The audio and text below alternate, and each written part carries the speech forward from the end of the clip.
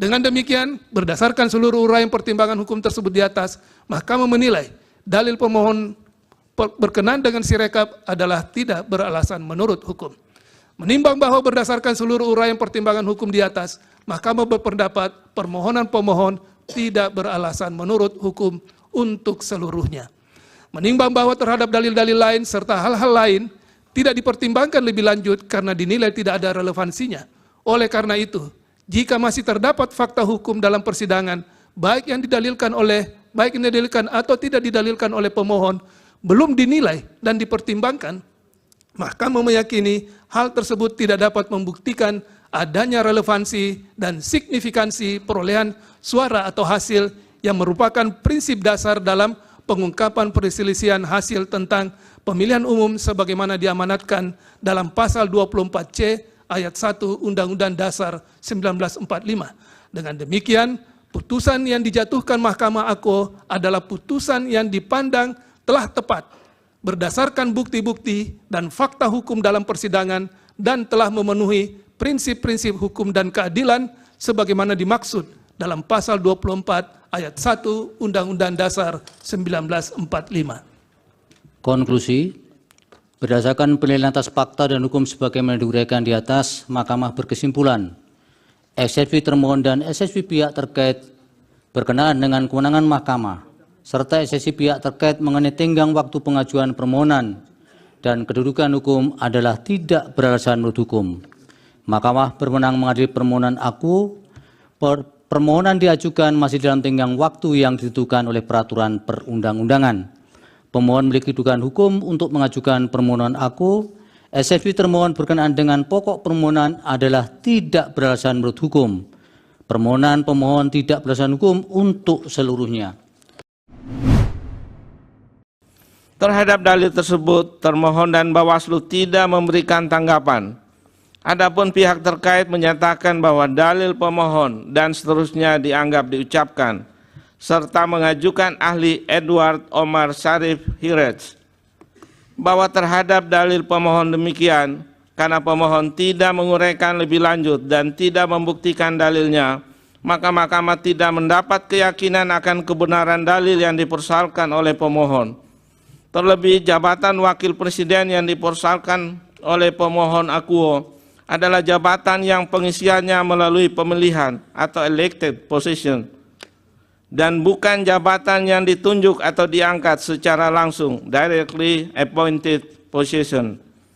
Adapun jabatan yang terkait dengan larangan nepotisme adalah jabatan yang pengisiannya dilakukan dengan cara ditunjuk atau diangkat secara langsung. Artinya jabatan yang diisi melalui pemilihan umum tidak dapat dikualifikasi sebagai bentuk nepotisme.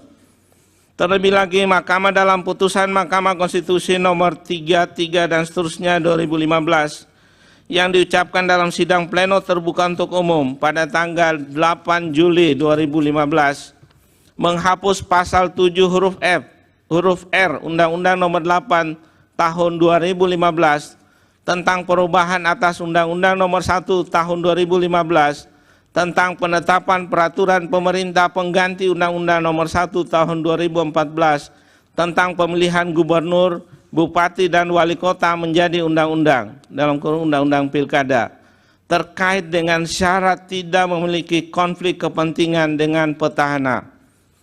Meskipun putusan tersebut terkait dengan pengisian pencalonan kepala daerah, namun dengan telah dipersamakan antara rezim pemilihan kepala daerah dengan pemilihan umum oleh Mahkamah, relevan untuk dijadikan substansi dalam menjawab dalil pemohon akuo.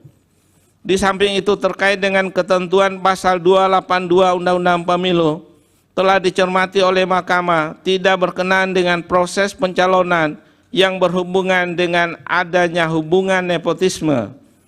Jika yang dimaksudkan pemohon adalah ada kaitannya dengan kegiatan kampanye, telah ternyata undangan pertemuan Presiden dengan Ketua Umum Partai Politik pada tanggal 2 Mei 2023 dilakukan sebelum masa pencalonan atau masa kampanye. Bahwa berdasarkan uraian pertimbangan hukum tersebut, Mahkamah berpendapat dalil pemohon mengenai pelanggaran atas ketetapan MPR nomor 11/MPR/1998, Undang-Undang 28 tahun 1999 dan pasal 282 Undang-Undang Pemilu adalah tidak beralasan menurut hukum. Bahwa pemohon mendalilkan usulan perpanjangan masa jabatan dan pernyataan Presiden Jokowi yang akan ikut cawe-cawe dalam pemilu 2024 ketika bertemu dengan pimpinan redaksi sejumlah media serta konten kreator seperti Akbar Faisal, Helmi Yahya, dan Ari Putra di Istana pada Senin tanggal 29 Mei 2023. Pemohon mengajukan bukti P31 dan seterusnya dianggap diucapkan. Bahwa terhadap dalil pemohon demikian, termohon, pihak terkait dan Bawaslu tidak memberikan tanggapan.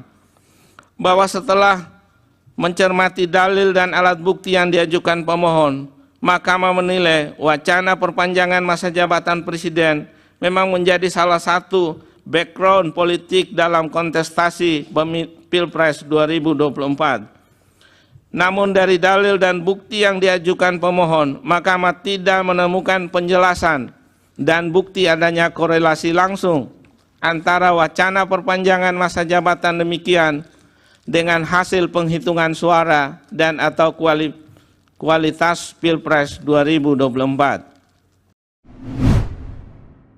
Sebagaimana telah dipertimbangkan di atas, sejak putusan Mahkamah Konstitusi nomor 90 tahun 2023, syarat yang diberlakukan oleh pasal 169 ayat 1 huruf Q Undang-Undang Pemilu adalah sebagaimana yang telah dinyatakan oleh Mahkamah dalam almar putusan aku. Berkenaan dengan dalil pemohon aku, menurut Mahkamah adanya putusan MK nomor 2 tahun 2023 yang menyatakan adanya pelanggaran berat etik dalam pengambilan putusan Mahkamah Konstitusi nomor 90 tidak serta-merta dapat menjadi bukti yang cukup untuk meyakinkan Mahkamah bahwa telah terjadi tindakan nepotisme yang melahirkan abuse of power Presiden dalam perubahan syarat pasangan calon tersebut. Terlebih, kesimpulan putusan MK nomor 2 tahun 2023 itu sendiri yang kemudian dikutip dalam putusan Mahkamah nomor 141 tahun 2023 antara lain telah menegaskan MK tidak berwenang membatalkan keberlakuan putusan Mahkamah Konstitusi. Dalam konteks perselisihan hasil pemilu, persoalan yang dapat didalilkan bukan lagi mengenai keabsahan atau konstitusionalitas syarat, namun lebih tepat ditujukan kepada keterpenuhan syarat dari para pasangan calon peserta pemilu.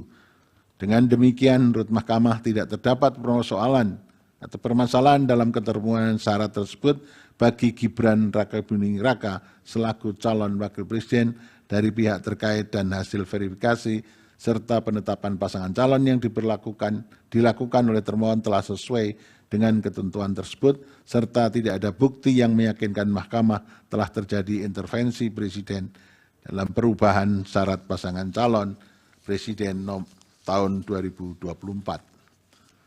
Bahwa dalil pemohon berikutnya adalah berkenaan dengan dugaan adanya pelanggaran oleh termohon karena menerima dan memverifikasi berkas pendaftaran Gibran Rakabuming Raka sebagai bakal calon presiden tanpa terlebih dahulu merevisi PKPU 19/2023. Sebagaimana telah diuraikan di atas, tindakan termohon yang dianggap pemohon langsung menerapkan putusan nomor 90 tanpa mengubah PKPU 19/2023 adalah tidak melanggar hukum karena apabila termohon tidak langsung melaksanakan putusan Mahkamah nomor 90/2023 justru akan mengganggu tahapan pelaksanaan pemilu dan berpotensi menciptakan pelanggaran hak konstitusional warga negara untuk menjadi calon presiden dan calon wakil presiden. Dari fakta hukum yang terungkap di persidangan, tindakan termohon dalam melakukan verifikasi persyaratan pasangan calon pada tanggal 28 Oktober 2023 dengan mengeluarkan berita acara verifikasi dokumen persyaratan bakal pasangan calon presiden dan wakil presiden model BA verifikasi PPWP KPU telah menjadikan putusan Mahkamah Konstitusi sebagai dasar hukum yang menjadi acuan dalam menyatakan keterpenuhan syarat bakal calon presiden dan wakil presiden.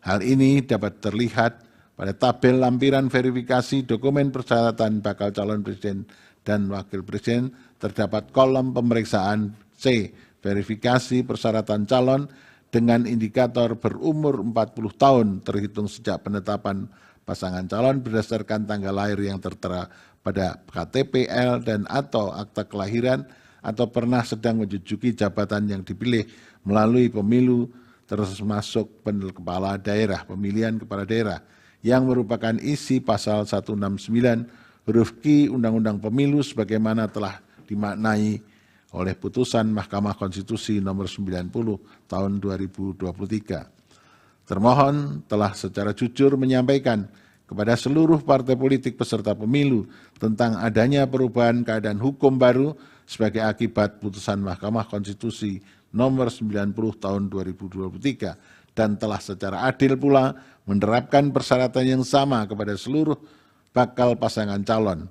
Oleh karena itu, Mahkamah menilai tindakan termohon dalam menerapkan putusan Mahkamah Konstitusi nomor 90 tahun 2023 merupakan upaya termohon dalam menerapkan dan mempertahankan prinsip jujur dan adil dalam Pilpres tahun 2024.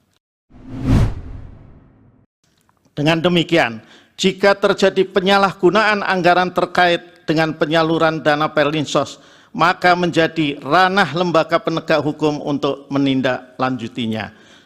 Bahwa lebih lanjut dalam kaitannya dengan jangka waktu pelaksanaan program Perlinsos dari perspektif kebijakan publik, penentuan jangka waktu demikian terkait erat dengan tujuan Perlinsos.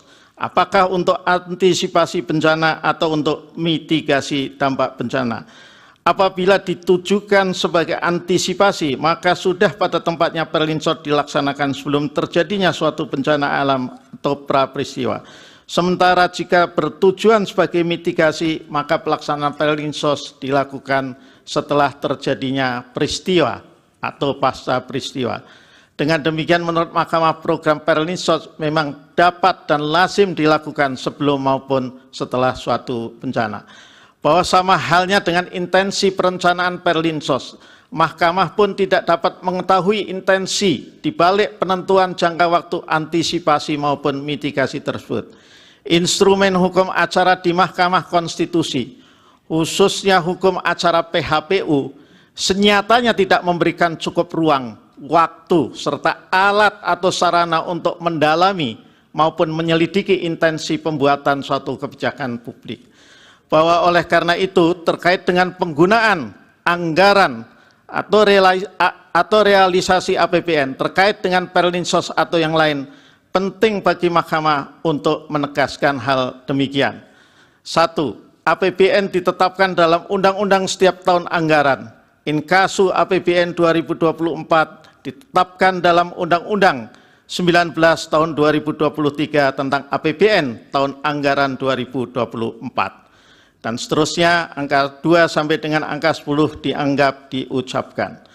Bahwa berdasarkan hal-hal tersebut di atas, penggunaan anggaran Perlinsos, khususnya anggaran Bansos, menurut Mahkamah tidak terdapat kejanggalan atau pelanggaran peraturan sebagaimana yang didalilkan oleh pemohon, karena pelaksanaan anggaran telah diatur secara jelas, mulai dari perencanaan, penganggaran, pelaksanaan, dan pertanggungjawaban, termasuk pelaksanaan anggaran Bansos yang disalurkan secara sekaligus, rapel, dan yang langsung disalurkan oleh Presiden dan Menteri, merupakan bagian dari siklus anggaran yang telah diatur penggunaan dan pelaksanaannya. Bahwa dari sisi pembuktian, dari berbagai alat bukti yang diajukan para pihak, terutama alat bukti pemohon, Mahkamah menemukan fakta bahwa alat bukti pemohon yang dapat dijadikan rujukan oleh hakim terkait dalil mengenai pengaruh Bansos adalah hasil survei serta keterangan ahli. Pembacaan atas hasil survei oleh ahli serta hasil survei itu sendiri yang tidak dipaparkan atau diserahkan secara utuh, lengkap, komprehensif sebagai alat bukti, tidak memunculkan keyakinan bagi Mahkamah akan korelasi positif antara Bansos dengan pilihan pemilih secara faktual. Berpijak dari hal demikian terhadap dalil pemohon, menurut Mahkamah tidak terdapat alat bukti yang secara empiris menunjukkan bahwa bansos nyata-nyata telah mempengaruhi, mengarahkan secara paksa pilihan pemilih. Bahwa selain itu, andai-pun benar terjadi pembagian bantuan kepada masyarakat oleh Presiden, pemohon tidak dapat meyakinkan Mahkamah apakah bantuan yang dimaksud oleh pemohon adalah bansos oleh Kementerian Sosial ataukah bansos kemasyarakatan oleh Presiden yang bersumber dari dana operasional Presiden. Bahwa sebagaimana fakta hukum yang terungkap dalam persidangan, Mahkamah menemukan adanya penghitungan matematis statistik menggunakan pendekatan ekonometrika yang pada pokoknya menunjukkan adanya korelasi positif antara penaikan bansos oleh petahana dengan perolehan suara pasangan calon tertentu. Terhadap hal tersebut, pihak terkait tidak memberikan tanggapan atau bantahan. Bahwa menurut Mahkamah, ekonometrika memang dapat difungsikan dalam ranah scientific evidence dalam persidangan.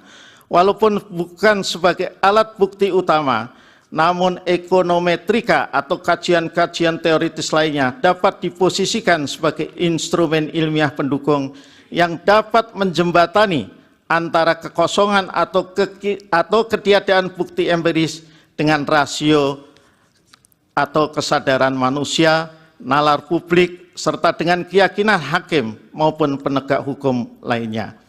Artinya, walaupun belum akan dipergunakan langsung saat ini, metode penarikan kesimpulan atau metode penggalian fakta empiris seperti survei dalam bidang psikologi maupun ekonometrika dalam bidang ekonomi, matematika, dan statistika dapat dikembangkan dan dipertajam reliabilitas serta validitasnya sehingga metode semacam itu kelak layak untuk dipergunakan sebagai alat bukti utama dalam peradilan. Sebagaimana metode kedokteran dan fisika yang banyak berperan dalam scientific crime investigation dan peradilan pidana pada umumnya. Namun reaksi calon presiden, Capres, nomor urut 1, Anies Baswedan menggelengkan kepala terlihat dalam sidang pembacaan putusan MK terkait perselisihan hasil pemilihan umum, PHPU, di Gedung MK, Jakarta, pada Senin, 22 April 2024. Sementara, Capres nomor urut 3, Ganjar Pranowo terlihat langsung mengenakan kacamata kembali. Diketahui, MK tidak menemukan korelasi penyaluran bantuan sosial, bansos, dengan kenaikan suara salah satu pasangan calon tertentu di Pilpres 2024. Adapun Hakim Ridwan Mansur yang membacakan pertimbangan hukum tersebut. Berdasarkan pantauan wartawan, reaksi langsung terlihat dari Anies dan Ganjar saat mendengar hal tersebut. Anies Baswedan tampak tersenyum dan geleng kepala saat mendengar pertimbangan hukum yang dibacakan Hakim Ridwan. Hakim Ridwan mengatakan, Mahkamah tidak menemukan bukti mengenai adanya penyaluran bansos, di mana yang disebut menguntungkan paslon nomor urut 2, Prabowo Subianto Gibran Raka Buming Raka. Mendengar hal ini Anies tampak mulai tersenyum. Atas alasan tersebut, Hakim Ridwan menyampaikan, Mahkamah tidak menilai tindakan Presiden Jokowi soal penyaluran bansos sebagai pelanggaran hukum. Senyum Anies tampak menyiratkan ada sesuatu yang dipikirkannya. Belum berhenti tersenyum, Anies terlihat menggeleng-gelengkan kepala saat Hakim Ridwan Mansur membacakan kalimat yang berikut. Senyum Anies semakin terang, namun bukan seperti senyuman bahagia. Yakni melainkan ada hal lain yang diduga sedang dipikirkannya terkait pertimbangan hukum MK itu. Sementara, Ganjar Pranowo yang mendengar hal tersebut terlihat langsung mengenakan kacamata dan terlihat mengetik. Serta hal-hal lain tidak dipertimbangkan lebih lanjut karena dinilai tidak terdapat relevansinya.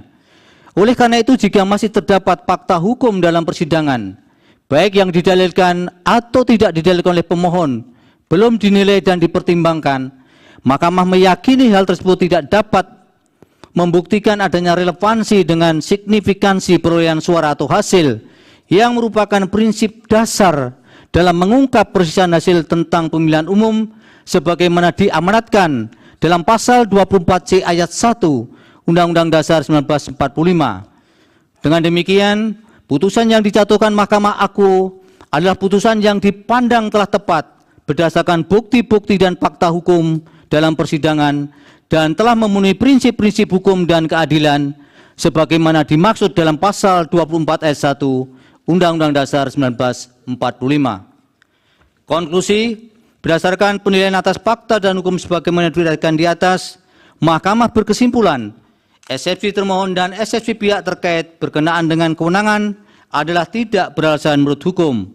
Mahkamah berwenang mengadili permohonan aku. Permohonan diajukan masih dalam tenggang waktu yang ditentukan oleh peraturan perundang-undangan. Pemohon memiliki kedudukan hukum untuk mengajukan permohonan aku. Eksepsi termohon dan eksepsi pihak terkait berkenaan dengan pokok permohonan adalah tidak beralasan menurut hukum. Permohonan pemohon tidak beralasan menurut hukum untuk seluruhnya.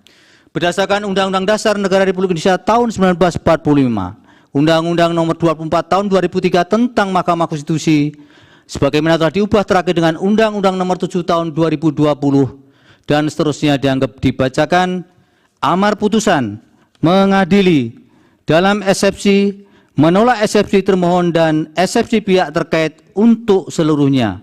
Dalam pokok permohonan, menolak permohonan pemohon untuk seluruhnya. Download Tribun X sekarang, menghadirkan lokal menjadi Indonesia.